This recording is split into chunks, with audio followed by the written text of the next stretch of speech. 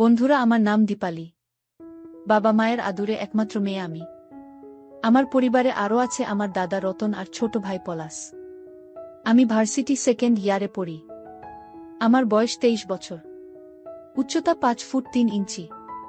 তখন আমার বয়স 18। আমি কলেজের ফার্স্ট ইয়ারে পড়ি।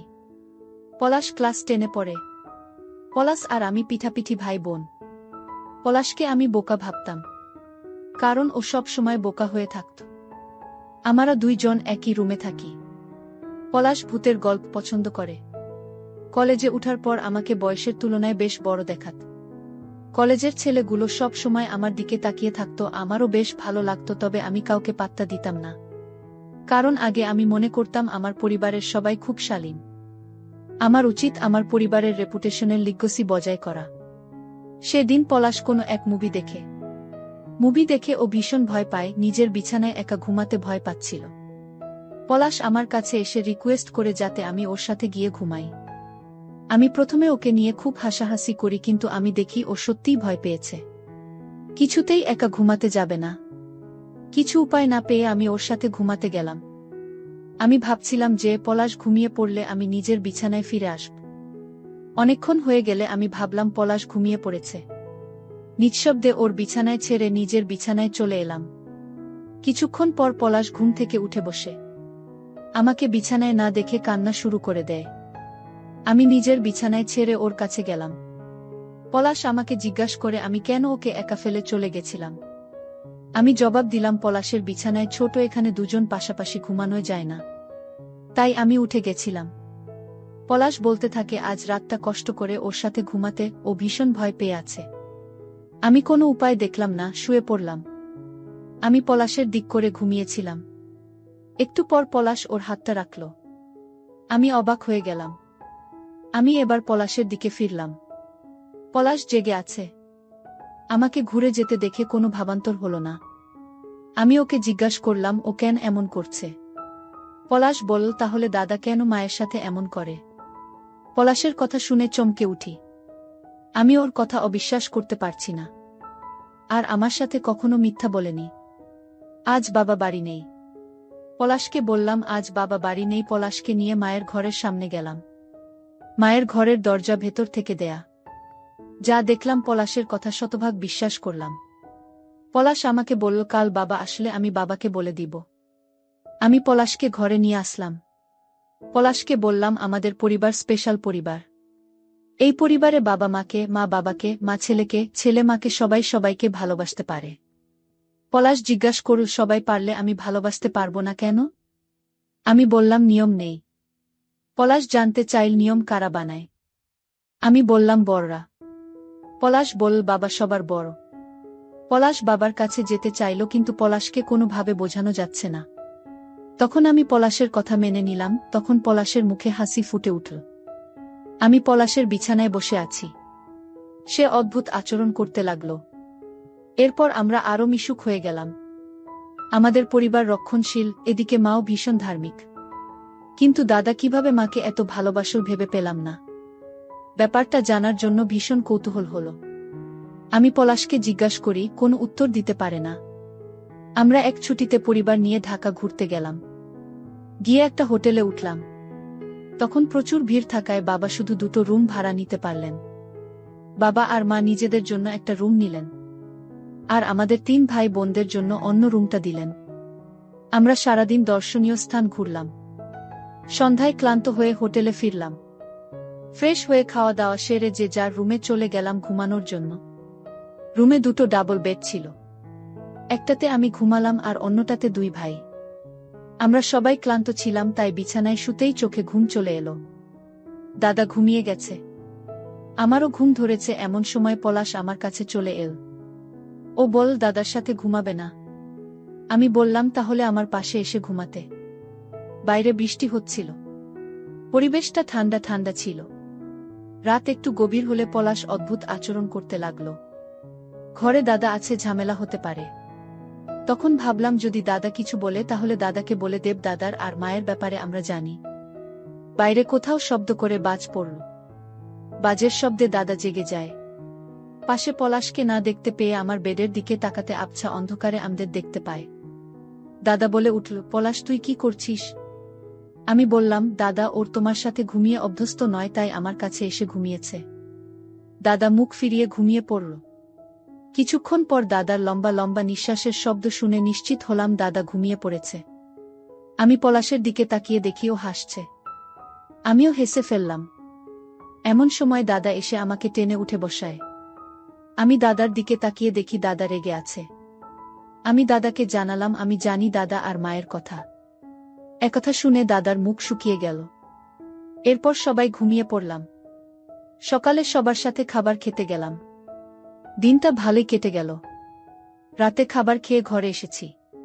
কাপড় গুছিয়ে নিচ্ছি কারণ কাল ভোরে রওনা দিব আমরা। পলাশ সারাদিন প্রচুর দৌড়ঝাঁপ করে ক্লান্ত রুমে এসে ঘুমিয়ে পড়েছে। আমার কাপড় গোছানো শেষ হলে দাদা আমার সামনে এসে দাঁড়ালো। আমি উঠে দাঁড়িয়ে জিজ্ঞাসা করলাম সে কি বলতে চায়। দাদা বলল, আমার আর পলাশের কথা মা জেনে গেছে। আর এও জানে আমরা মায়ের কথা জানি। মা বলেছে নিজেদের কথা যাতে নিজেদের ভেতরেই থাকে, বাবা যেন না জানতে পারে। পরদিন সকালে রওনা দেওয়ার কথা থাকলেও আমরা আরও কিছুক্ষণ দেরি করে বিকালে মাইক্রোতে রওনা দিলাম।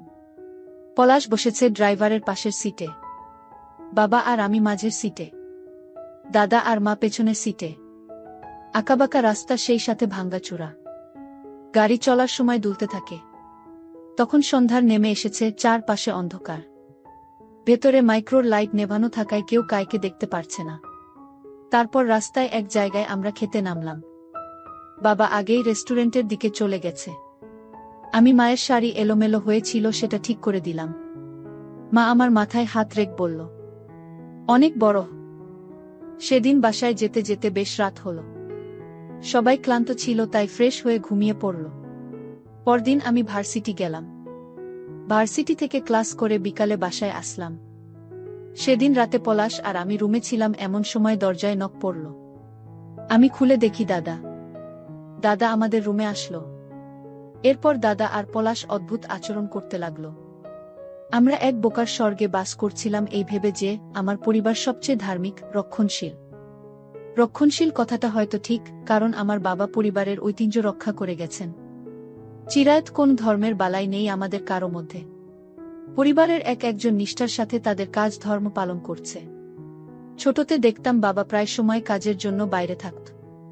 আর এই সময় একা মাকে হেল্প করতাম আমি আর দাদা।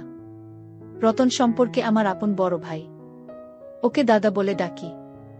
দাদা ছোট থেকে মায়ের সাথে সাথে ছিল। মাকে ছাড়া কিছুই বুঝত না। সবসময় মায়ের পিছে ঘুর ঘুর করত। বুঝতাম না মা কেন ওকে বেশি ভালোবাসে। যদিও মায়ের ভালোবাসার অভাব বাবা পূরণ করে দিয়েছিল। যখন যা চেয়েছি তাই পেয়েছি। বাবা সবসময় আমার মাথার উপরে ছাদ হয়েছিল। কিন্তু বাবা আমাকে মায়ের মতো সময় দিতে পারত না ব্যস্ততার কারণে। অন্যদিকে দাদা সবসময় মায়ের সাথে থাকত। মাকে বেশি ভালোবাসা জানতাম বলেই হয়তো মায়ের প্রতি দাদার পরিবর্তনগুলো আমি ধরতে পারিনি। দাদা তখন মেট্রিক পাশ করেছিল, রেজাল্টে খুব ভালো মার্ক এসেছিল। মা খুব খুশি হয়েছিল। আমিও ভালো রেজাল্ট করেছিলাম, তবে দাদার মতো অতটা ভালো না। মন খারাপ ছিল। আমি মাথা নিচু করে রেজাল্ট কার্ড টেবিলে রেখে চলে এসেছিলাম। বিষয়টা কেন তখন স্বাভাবিক মনে হয়েছিল জানি না, কিন্তু আজ ভাবলে সেই মা ছেলের ভালোবাসার অন্য মানে দাঁড়ায় আমার কাছে। দাদা আর মায়ের ভালোবাসা আমার কখনো পছন্দের ছিল না, তাই মন খারাপ করেই আমি সেখান থেকে চলে যাই। সেদিন সেখানে থাকলে হয়তো আরও কিছু বুঝতে পেতাম। যে কারণেই হোক সেদিন আমি সেখানে ছিলাম না। নিজের রুমে এসে দরজা আটকিয়ে অনেক কেঁদেছিলাম। আর অন্যদিকে আমার মা আর দাদা নিজেদের মধ্যে এতটাই ব্যস্ত ছিল যে আমার খোঁজ নেবার সময় হয় রাতের খাবারের সময়। দাদার জেনে নিয়েছিলাম তার সাথে মায়ের প্রথম কবে কিভাবে এমন কথা হয়েছিল। দাদা অনেকটা গর্বের সাথেই সব বলেছিল। এটা ঠিক যে দাদা মাকে অসম্ভব রকম ভালোবাসে। দাদার বর্ণনা অনুযায়ী মা দাদাকে অনেক ভালোবাসে। মা দাদাকে হাতে কলমে দুনিয়ায় চলা শিখিয়েছে।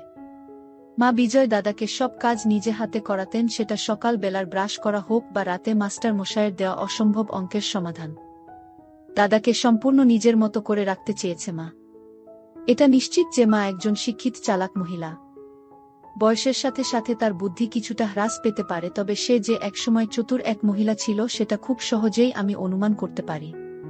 আমার মা হালকা পাতলা গড়নের ছিলেন। মায়ের দৈনন্দিন পোশাক ছিল শাড়ি। তিনি সবসময় হালকা সাজগোজ করতেন, দেখা যেত সুন্দর করে চুল আঁচড়িয়ে খোপা করলেন অথবা বেনি করে তাতে তাজা কোনো ফুল দিলেন।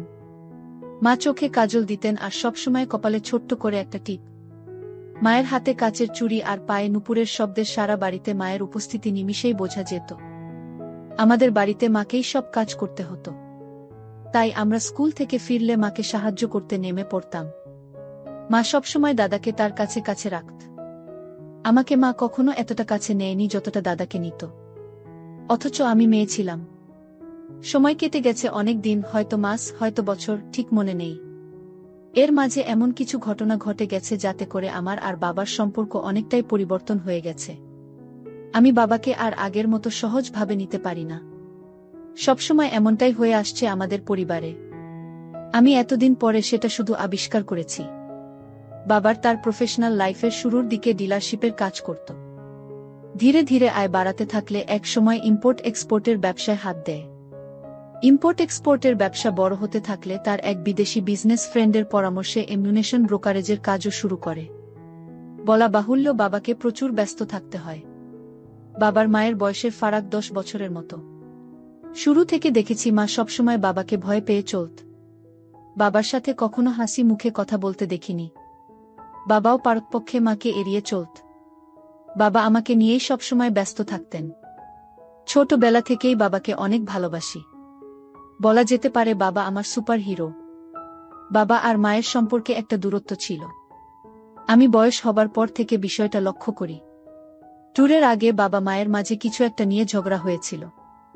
ট্যুরের শুরু থেকেই বাবা এক প্রকার ডিস্টার্বড ছিল। ফেরার পথে আমি বাবার পাশে বসেছিলাম, তাই সেটা ভালোভাবেই লক্ষ্য করি। যাই হোক, গাড়ি চলতে শুরু করলে পেছনের অন্ধকারের ভেতর থেকে মা আর দাদার হাসাহাসির শব্দ কানে আসছিল। ড্রাইভার মা ছেলের খুনসুটি মনে করলেও আমি ঠিকই বুঝতে পারছিলাম বাবা যাতে পেছনে না তাকায়, সেজন্য আমি বাবার সাথে এটা ওটা নিয়ে কথা শুরু করার চেষ্টা করলাম। কিন্তু বাবা তাতে গুরুত্ব দিচ্ছিল না, বরং মাকে মাঝে মাঝে এটা ওটা জিজ্ঞাসা করতে লাগল। মা এক প্রকার উভয় সংকটে পড়ে গেছে। শুরুতে বাবা বিষয়টা বুঝতে পারেনি হয়তো, কিন্তু যখন বুঝতে পারল যে আমি হয়তো ইচ্ছা করে করছি, তখন একবার জিজ্ঞাসু দৃষ্টিতে আমার দিকে তাকালো। আমি মাথা নাড়ালাম, কিছু না এই বলে বাবার কাছ থেকে একটু দূরে সরে বসলাম। আমাকে অবাক করে দিয়ে বাবা অদ্ভুত কথা বলল। বাবাকে মায়ের সাথে কথা বলা থেকে দূরে রাখতে পার ভেবেই স্বস্তি লাগতে লাগল। বাবার সাথে গল্প করতে থাকলাম। কতক্ষণ হবে জানি না। সারাদিনের ক্লান্তিতে চোখ লেগে এসেছিল। আমি ঘুমিয়ে পড়েছিলাম। হঠাৎ ঘুম ভেঙে গেল। বাবাকে কিছুটা অপ্রস্তুত দেখাচ্ছিল। আমি নিজেকে ইজি করে নিয়ে জানালা দিতে মুখে পানি ছিটিতে নিলাম। ঘুম ভাবটা একটু কেটে গেল। তারপর আবার বাবার কাছে গিয়ে বসলাম। আমি কতদিন পরে এমন ট্যুর দিলাম বলতো বাবা, অনেক দিন পর। কাজের ব্যস্ততায় তোকে সময় দিতে পারছি না। আরেকটা দিন, তারপর কাজ থেকে রিটায়ার্ড নিয়ে নেব। আমি, বাবা তুমি ব্যবসা করো। চাকরি করলে রিটায়ার্ড নিতে পারতে। ব্যবসায় কোনো রিটায়ার্ড নেই। বাবা আমার কথায় হেসে ফেল। বুঝিসনি, তোরা আর একটু বড় হলে কাজের দায়িত্ব তোদের ভাই বোনের উপর ছেড়ে দিয়ে আমি রিটায়ার্ড নেব। তাহলে তোমার রিটায়ার্ডে অনেক দেরি আছে। ওটা কদিনের ব্যাপার না, বেশ কয়েক বছরের ব্যাপার। বাবা হাসতে লাগল। তারপর নিজের মনে এটা ওটা বলতে লাগল। আমার ছোটবেলার গল্প করতে লাগল। সামনে পলাশ ঘুমে বিভোর হয়ে আছে। ওকে দেখে নিজের ছোটবেলার স্মৃতিগুলো আরও তাজা হতে থাকল। আমি এক মনে বাবার কথা শুনছিলাম। সামনে গাড়ি থামবে, ড্রাইভার হাঁক দিয়ে বলে উঠল। ড্রাইভারের ডাকে সবাই কমবেশি উঠতে শুরু করেছে। পেছনে মায়ের গলা শুনতে পেলাম। গাড়ি থামবে কেন? কি হয়েছে? মা ড্রাইভারকে প্রশ্ন করল। ম্যাডাম, গ্যাস তোলা লাগব। সামনে ফুড ভিলেজে দাঁড় করাবে। ওখানে পাম্প পাবে। এর মাঝে কোথাও থামানোর দরকার নেই। কিন্তু ম্যাডাম, তেলে তো কুলাবে না। এটা বাইফুয়েল গাড়ি। আমাকে শেখাতে এসো না। গ্যাস শেষ হয়ে গেলে পেট্রোলে চালাবে। মায়ের কথা শুনে ড্রাইভার একদম চুপ হয়ে গেল। বাবাকে অন্যমনস্ক দেখে বাবার কাছে গিয়ে বসলাম। বেশ কিছু সময় কেটে গেলে আমি বাবাকে আস্তে করে বললাম, বাবা এটা কি হয়ে গেল?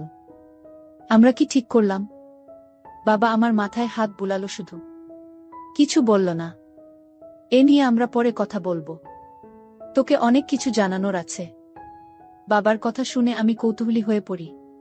কি এমন কথা আছে যা আমার জানা ছিল না এতদিন? বন্ধুরা, সময় কম থাকায় গল্পটি শেষ করতে পারলাম না। পরের পর্বে গল্পের বাকি অংশ বলবো। সবাই ভালো থাকুন, ধন্যবাদ। হ্যালো আমার ভালোবাসার বন্ধুরা, কেমন আছো সবাই? আশা করি সকলেই ভালো আছো। আমি তোমাদের প্রিয় চুমকি আপু আবারও চলে আসলাম নতুন একটি গল্প নিয়ে। গল্পটি শেষ পর্যন্ত শুনলে তোমাদের দাঁড়িয়ে যাবে। তখন আমার বয়স 18। গরমের ছুটিতে নারায়ণপুর নামের এক গ্রামে গেছি বেড়াতে, আমার একমাত্র মাসির বাড়িতে। আমার মাসির নাম রীতা দেবী। মাসির বয়স তখন 39। মেসো মিলিটারিতে চাকরি করে। বর্তমানে উনি কাশ্মীরে আছেন। মাসির কোনো বাচ্চা কাচ্চা হয়নি, তবে প্রতিবার মেসো এলে জোর চেষ্টা চালায়। এবারও তার ব্যতিক্রম হয়নি। গতকালই মেসো ছুটি শেষ করে চাকরিতে গিয়েছে, আর আমি এলাম আজ দুপুরে। মাসিদের বাড়িটা নদীর পাশেই। একতলা একটা বাড়ি, সামনে একটু উঠোনের মতো, চারপাশে পাঁচিল দেওয়া, পেছনে কলঘর, 3 দিকে টিনের ঘেরাও, আর সামনে একটা পর্দা টাঙানো। আমি মাসির বাড়িতে ঢুকে মাসি মাসি বলে চেঁচাতে লাগলাম। কোনো সাড়া পেলাম না। তবে ঘরের দরজা খোলা দেখে আমি ঘরে ঢুকে জামা বদলে নিলাম। হঠাৎ পেছন থেকে মাসির ডাক শুনতে পেলাম, বাবু তুই? আমি ঘুরে তাকাতেই আমার সারা গা কাঁপতে লাগলো। মাসি একটা গামছা কোনো রকমে জড়িয়ে দাঁড়িয়ে আছে, আর আমি মাসির এই নতুন রূপ দেখে গরম হয়ে গেলাম। মাসি এবার সামনে এসে দুহাতে আমার গালটা ধরে বেশ অভিমান করেই বলল, এতদিন পর বুঝি এই পরমুখী মাসিটাকে মনে পড়ল তোর? আমি আমার মা বাবার একমাত্র সন্তান। মাসি আমাকে নিজের সন্তানের চেয়েও বেশি ভালোবাসে, অথচ এই মাসিকেই দেখে কেন জানি আমার ভিতরে কেমন করছে। আমি সেটা বুঝতে পেরে মাসির কাছ থেকে নিজেকে সরিয়ে নিলুম যাতে মাসি টের না পাই।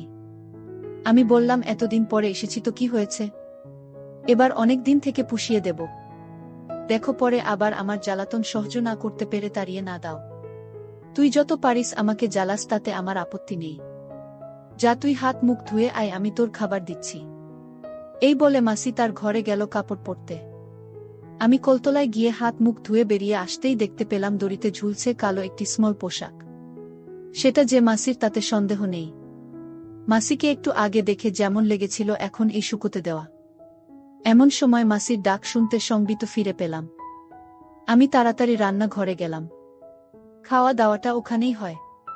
খেতে খেতে মাসি আমাকে বাড়ির কথা জিজ্ঞেস করল, আরও অনেক বিষয়ে প্রশ্ন করল।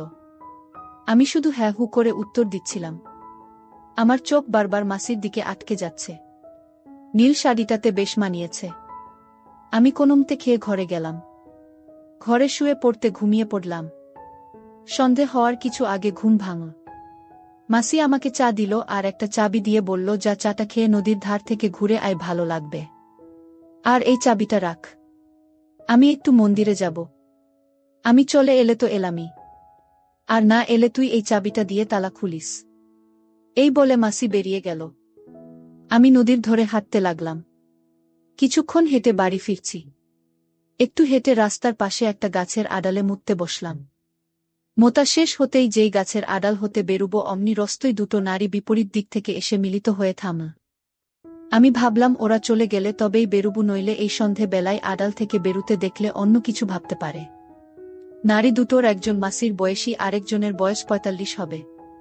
তাদের কথা শুনে জানলাম বয়সে যে একটু বড় তার নাম গোপী আর ছোট্টা সীতা। আমি অজ্ঞতা তাদের কথা শুনতে লাগলাম। হ্যারে সীতা, এই সন্ধেবেলা কোথায় যাচ্ছিস? আরে গোপী বৌদি যে। এই তো রীতাদির বাড়িতে।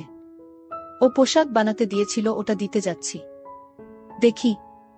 ইস, পোশাকের কি ছিরি! এই ফিনফিনে পাতলা কাপড় পরে থাকলেই পারে। কি যে বলো না, গরম বলেই পাতলা কাপড়ের বানিয়েছে। গরম না ছাই? আমাদের গরম নেই বুঝি? কিসব যাতা বলছো? যাতা নয় রে ঢ্যামনা, সত্যি তাই। বর বছরে একবার আসে বাড়িতে, অথচ তার অবস্থা দেখেছিস? কি করে এত ভালো বানল? ভাতার না থাকলে কি এও সম্ভব? তাছাড়া ওর বরের বন্ধু ওই যে গঞ্জে মাছের আড়ত আছে, ও তো প্রায় যাই ও বাড়িতে। একলা বাড়ি, বুঝতে পারছিস ঘটনা। তাতে তোমার কি? পারলে তুমিও সেবা নেও, খালি অন্যের দোষ ধরা। আমি তো ভুলে গিয়েছি তুই রীতার গোলাম। তার উপর তোকে দিয়ে পোশাক আশাক বানা। তোকে কি আর বিশ্বাস করানো যাবে? যা যা, তার বাড়িতে যাচ্ছিলি তাই যা। এই বলে গোপী নামের মহিলাটি চলে গেল। সীতা ওখানে দাঁড়িয়ে বলল, আমরা স্বামীকে দিয়ে সেবা নেয় বলে তোর হিংসে হচ্ছে। রীতাদিকেও বলতে হবে ব্যাপারটা বলেই সীতা চলে গেল। আমি আড়াল থেকে বেরিয়ে সীতার পিছু পিছু বাড়ি যাচ্ছি, আর এতক্ষণ যা শুনলাম তা ভাবছি। সীতা ঘরে ঢুকার কিছুটা পরেই আমি ঢুকলাম। আমি কোনো শব্দ না করে ঘরে ঢুকে ভাবছিলাম, একটু আগে যা শুনেছি তা যদি সত্যি হয় তাহলে কই মাসি? না, আমি কিছুই ভাবতে পারছি না। হঠাৎ আমার খেয়াল হলো সীতা নামের মহিলাটির সাথে মাসির একটা খাতির আছে। এমন সময় আমার ইচ্ছে হলো ওদের কথা আড়াল থেকে শোনার। আমি বারান্দায় এসে মাসির ঘরের সামনে এসে দাঁড়ালাম। এমন সময় বিদ্যুৎ চলে গেল। ভেতর থেকে আওয়াজ আসলো, সীতা বাইরে চল, এই গরমে থাকা আর সম্ভব না। শুনে আমি দ্রুত আমার ঘরে চলে এলাম। আমার ভাগ্য এতটাই ভালো যে মাসিরা আমি যে ঘরে থাকি তার দক্ষিণের জানালার পাশে এসে বসল। দুজন বাইরে আর আমি ভেতরে। তারা কথা বলতে লাগলো। এবার অনেক গরম তাই না রে সীতা? হ্যাঁ গো দিদি, ইচ্ছে হচ্ছে কাপড় চোপড় নামিয়ে ফেলি, অসহ্য। তা খোলো না, কে বারণ করেছে? বাড়িতে তো আর কেউ নেই। ভালো কথা মনে করিয়েছিস, বাবুটা এখনো এলো না, কোথায় গেল? বাবু আবার কে? আমার দিদির ছেলে। আজই এসেছে, কখন বেরিয়েছে, এখনো এলো না যে।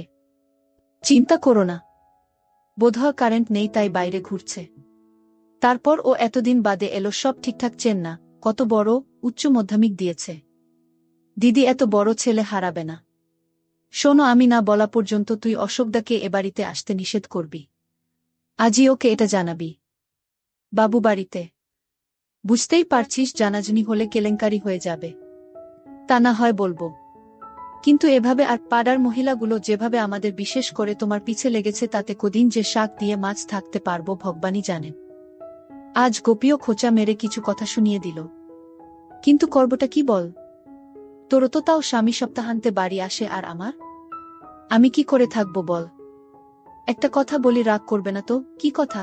এটা শুধু একটা কথা নয়, সমাধানও। আর কি বলবি বলতো? তোমার বোনপোটা তো বড়ই হয়েছে, দেখো না ওকে বশ করতে পারো কিনা? কি যাতা বলছিস? নিজের ভাগ্নের সাথে? আর ভাগ্নে ছেলে তো নয়। তাছাড়া অশোকদা যেমন পরপুরুষ, ভাগ্নেও তেমন। কেউই তোমার স্বামী নয়। তাছাড়া ঘরের মধ্যে ব্যাপারটা থাকলে জানাজানির ভয় রইল না। তার চেয়ে বড় কথা, তোমার ভাগ্নে যে তোমাকে বিশেষ নজরে দেখে না, তুমিই বা জানলে কি করে? বুঝলাম, কিন্তু দিদি বারে অশোক বাবু আর কামিনীদির ব্যাপারটার একমাত্র সাক্ষী তুমি আর আমি। সে ক্ষেত্রে নিজের মান বাঁচাতেই কামিনীদি আমাদের বাধা দেবে না। তা তুই ঠিকই বলেছিস। জানিস, আজ যখন আমি স্নান সেরে বাবুর সামনে দাঁড়ালাম তখন বাবু আমার দিকে হা করে তাকিয়েছিল, আর কলতলায় ও আমার শুকোতে দেওয়া পোশাক হাতে নিয়েছিল। তুমি বুঝলে কি করে? ওটা আমি যেভাবে শুকোতে দিয়েছিলাম বিকেলে ঘরে আনার সময় সেভাবে পাইনি। তখন ব্যাপারটা খেয়াল করলেও গুরুত্ব দিইনি। এখন বুঝতে পারছো যে বাবু তোমার দিকে নজর দিয়েছে। হয়েছে হয়েছে, আর বকিস না, বাকিটুকু আমি বুঝব। আচ্ছা দিদি, বাবু তোমাকে সেবা দিতে চাইলে তুমি কি করবে? তুই না বেশি বকিস।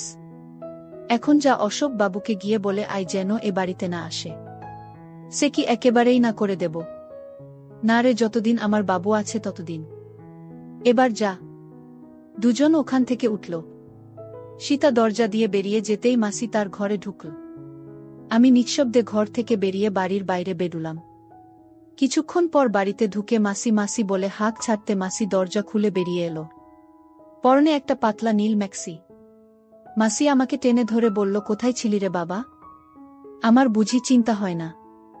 হাত মুখ ধুয়ে আয়। আমি কলতলায় যেতে যেতে ভাবতে লাগলাম, মাসির এ ব্যাপারটা একটু অন্যরকম। আগে আমাকে এভাবে ধরত না। তাছাড়া সীতা যা বলল তাতে স্পষ্ট বোঝা যায় অশোক বাবুর সাথে মাসি ও সীতার সম্পর্ক আছে, কিন্তু এখানে মা এলো কিভাবে? ব্যাপারটা একদম গুলিয়ে যাচ্ছে। তবে মাসির কথা ভাবতে আমার কেমন যেন হচ্ছে। এসব ভাবতে ভাবতে রাতের খাবার খেয়ে শুয়ে পড়লাম। একটু পর বাতি জ্বেলে মাসি এলো। মাসিকে দেখে আমার বাবাজি লাফতে লাগল। মাসি এসে আমার পাশে বসে এক গ্লাস দুগ্ধ এগিয়ে দিল। নে বাবা, খেয়ে নে, তুই অনেক টায়ার্ড, এটা তোকে শক্তি যোগাবে। দেখিস না মায়েরা নিজেদের সন্তানদেরকে কত যত্ন করে খাওয়ায়। অবশ্য ভগবান আমাকে সে সুযোগ দেয়নি। কাউকে পেটেও ধরতে পড়িনি, তাই খাওয়ানোর সুযোগ পাইনি। মাসির আচরণের এই পরিবর্তন বুঝতে পারলেও সাহসের অভাবে কিছু হলো না। অনেক কষ্টে ঘুমলাম আর ঘুমের ভেতর মাসিকে নাচতে দেখলাম। তারপর যা হলো তাতে শুধু দাগটাই থেকে গেল। পরদিন ঘুম থেকে উঠতে উঠতে প্রায় 11টা বেজে গেল। আমি উঠে বসতেই আমার ট্রাউজার এ নজর পড়তে দেখলাম ওখানটায় দাগ লেগে আছে। বুঝতে বাকি রইল না কিসের দাগ। আমি ভাবলাম এখনই স্নান সেরে নেব, না হলে মাসি এই দাগ দেখতে পেলে ব্যাপারটা ঠিক হবে না। আমি স্নান ঘরে যেতেই মাসির শুকোতে দেওয়া পোশাক নজরে এলো। তার মানে মাসিও স্নান সেরে ফেলেছে। মাসি যাতে বুঝতে পারে আমি মাসির প্রতি দুর্বল, তাই আমি পোশাকটা হাতে নিলাম। ঘরে পৌঁছাতে মাসির ডাক পেয়ে খেতে গেলাম। মাসিকে দেখে আমার গায়ে আগুন লেগে গেল। একটা সুতির বেগুনি রঙের পাতলা শাড়ি পরেছে। আমি ঠিক করলাম আজ সারাদিন মাসির পাশে পাশেই থাকব। মাসি আমাকে খেতে দিয়ে পাশে বসে কথা বলতে লাগল। তবে মাসির মিটি মিটি হাসিটা আমাকে বেশ অস্বস্তিতে ফেলেছে। বাবু, তোর ঘুমে কোনো অসুবিধে হচ্ছে না তো? অসুবিধে হবে কেন? না, এমনি বললাম আর কি। বলেই মাসি মুখ টিপে হাসতে লাগল। আমি কথাবার্তা এগিয়ে নেয়ার চেষ্টা করলাম। মাসি, তোমার স্বাস্থ্য আগের চেয়ে ভালো হয়েছে। স্বাস্থ্য ভালো বলতে কি বুঝছিস? না মানে একটু মোটা হয়েছ আর কি। ও, আমি ভাবলাম অন্য কিছু। তা তোর মাকে দেখেছিস? সেই তুলনায় আমি এমন কি আর মোটা? আর কোনো কথা খুঁজে না পেয়ে আমি চুপচাপ খেয়ে মাসির পাশে বসে রান্না করা দেখতে লাগলাম। মাসি চুলো ভাত ছড়িয়ে তরকারি কুটতে বসতেই হাঁটুর চাপে কমলাগুলো বেরিয়ে পড়তে চাইছে। আমার কাছে পুরো দৃশ্যটা কাল্পনিক মনে হলেও তা যে বাস্তব তা বুঝতে পারলাম নিচের টনটনানিতে। আমি মাসির কাছ থেকে উঠে চলে এলাম ধরা পড়ার আগেই। দুপুরে খেয়ে আমি আমার ঘরে একটু ঘুমুতে চেষ্টা করলাম। হঠাৎ মাসির ঘরের দরজা খোলার আওয়াজে আমি সজাগ হলাম। সীতা এসেছে। আমি উঠে মাসির ঘরের দরজায় কান পাততেই শুনলাম, ধ্যাত, ওকে দিয়ে কিছুই হবে না। তুই বলো না, আজ আমি যে পোশাক পরেছি তা দেখে কোনো পুরুষের কি ঠিক থাকার কথা? আহা দিদি, তুমি ওর উপর রাগ করছো কেন? মনে হয় তুমি ওর মাসি, তাই যদি কিছু মনে করো বা ওকে বকা দাও বা ওর মাকে বলে দাও, তাই ও এগুচ্ছে না। তাই আমি বলি কি তুমি ওকে? বাকি কথাগুলো ফিসফিসিয়ে বলাতে আমি কিছুই শুনতে পেলাম না। শুধু এটুকুই শুনলাম, মাসি বলছে তুই পরিসো বটে। তাহলে এক কাজ কর, তোর বোনপোটাকে বলিস ওটা নিয়ে যেন 5টার দিকে চলে আসে, আমি বাবুকে নিয়ে তখনই বের হব। তাহলে আমি যাই। দেরি করলে আবার চিনুকে পাওয়া যাবে না। এই বলে সীতা চলে গেল। আমি বিছানায় শুয়ে পড়তে মাসি ঘরে এলো। আমার পাশে বসে মাথায় হাত বুলাতে বুলাতে বলল, বাবু ঘুমিয়ে পড়েছিস? না মাসি। কেন, এখানে এসে শুধু কি বাড়িতে পড়ে থাকবি? চল আজ একটু বেরিয়ে আসি। কোথায়? তো পাশেই শহরে। একটু ডাক্তার দেখব। তারপর না হয় দুজন মিলে একটা মুভি দেখে বাড়ি ফিরব। ওকে চলো। তাহলে তুই রেডি হয়ে নে। আমি রেডি হতে হতেই মাসি ও মাসি বলে একটা ছোকরা বাড়িতে ঢুকল। আমি তাকে কি চাই জিজ্ঞেস করতেই ও বলল, আজ্ঞে মাসি শহরে যাবে বলে অটো নিয়ে এসেছি। আপনি যান, আমরা আসছি। এটা বলতেই ছেলেটি চলে গেল। মাসি ঘর থেকে বেরুতে বেরুতে বলল, কে এসছে রে বাবু? অটোবলা। ও, চল আমরা বেরি। এই বলে মাসি দরজায় তালা দিয়ে বেরুতে লাগল। মাসিকে একদম চিনতে পারছি না। সকালেই যিনি দেখিয়ে বেড়ালেন, বিকেলে তা ঢেকে ঢুকে ফেললেন। কালোর উপর লাল ফ্লোরাল প্রিন্টের সিল্কের শাড়িতে পুরোটা। অটোতে দুজন পাশাপাশি বসলেও মাসিকে অন্য কিছু ভাবতে পারছি না। অটোবালাটা দেখলাম মাসির সাথে বেশ পরিচিত, খুব আন্তরিক। ওদের কথা শুনতে শুনতে পুরো 1.5 ঘন্টা কেটে গেল। গ্রাম থেকে এই ছোট্ট শহরটাতে আসতে আসতে 6:30 বেজে গেছে। মাসি ভাড়া চুকিয়ে ওকে কিছু একটা বলতেই ও চলে গেল। ডাক্তারের চেম্বার থেকে বেরুলম 7:30। এবার আরেকটা অটোতে করে সিনেমা হলে গেলাম। মাসির জাগটা ভালো করে জানা। মেসোর সাথে নাকি প্রায় আসে। মাসি আমাকে নিয়ে যে মুভিটা দেখল তাই বেশ ভালোই। তবে মুভির মাঝখানে মাসি বাচ্চা ঘরে গেল আর ফিরে এলো নায়িকার বেশে। আমি শুধু ভাবতে লাগলাম, মাসি হঠাৎ এই বেশ ধরল কেন? তাহলে আজ রাতেও কি কিছু হবে? মুভিটা শেষ হতেই আমরা বেরুলাম। তখন প্রায় রাত 10টা। মাসিকে যাওয়ার কথা বলতেই মাসি অবাক হয়ে বলল, পাগল হয়েছিস? এত রাতে কোনো অটোওয়ালা নিজের বউকে ফেলে এত দূরে যাবে? তাহলে আজ রাতটা এখানেই কাটাতে হবে রে। এখানে? কিন্তু কোথায়? আমার এক পরিচিত দিদির একটা লেডিস হোস্টেল আছে, ওখানেই থাকব। Ladies hostel? কিন্তু আমাকে এলাও করবে? কেন করবে না? আমি আছি তো। চল। আমরা একটা অটো নিয়ে প্রায় 20 মিনিটের মধ্যেই একটা গলির সামনে দাঁড়ালাম। ভাড়া মিটিয়ে মাসি গলি ধরে এগুতে লাগল। আমি মাসির পেছন পেছন যেতে লাগলাম। একটা গেটে দুটো লোক বসা ছিল। মাসি কি যেন বলল। তারপর তারা আমাদেরকে একটা ঘরের সামনে দিয়ে চলে গেল। আমাকে বাইরে দাঁড়া করিয়ে মাসি ভেতরে ঢুকল। ভেতরে আরও দুটো নারী ছিল। তারা যে মাসির পরিচিত তা বোঝা যাচ্ছে। একটু পরেই মাসি একটা মহিলাকে সাথে নিয়ে বেরিয়ে এলো। তারা দুজন সামনে আর আমি পেছন পেছন যেতে লাগলাম।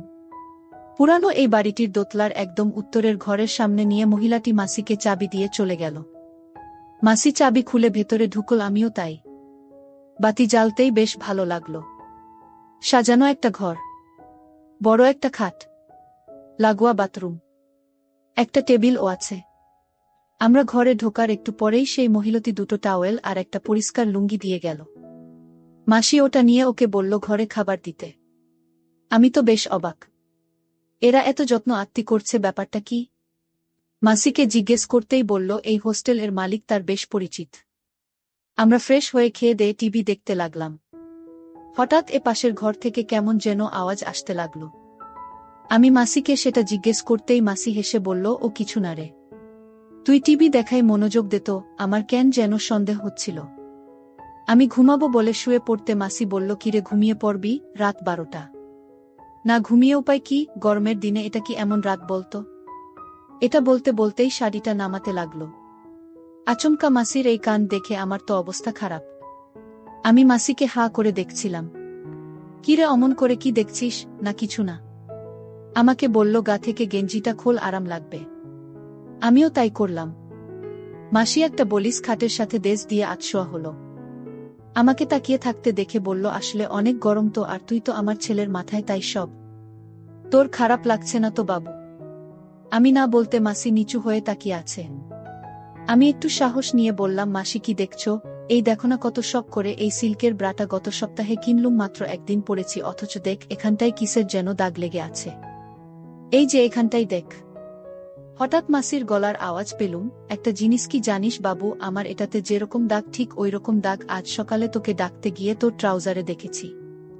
ব্যাপার কি বলতো বাবু? না মানে হ্যারে, তুই কি তোর আমার দাগ লাগাস নাকি? মাসি আসলে দাদা, আমি এখনই দিদিকে ফোন করে ওর গুলো চেক করতে বলছি। মাসি, একাজ করো না, আমাকে ক্ষমা করে দাও। ক্ষমা করব, তবে ঘুষ দিতে হবে। তুমি যা চাও তাই দেব।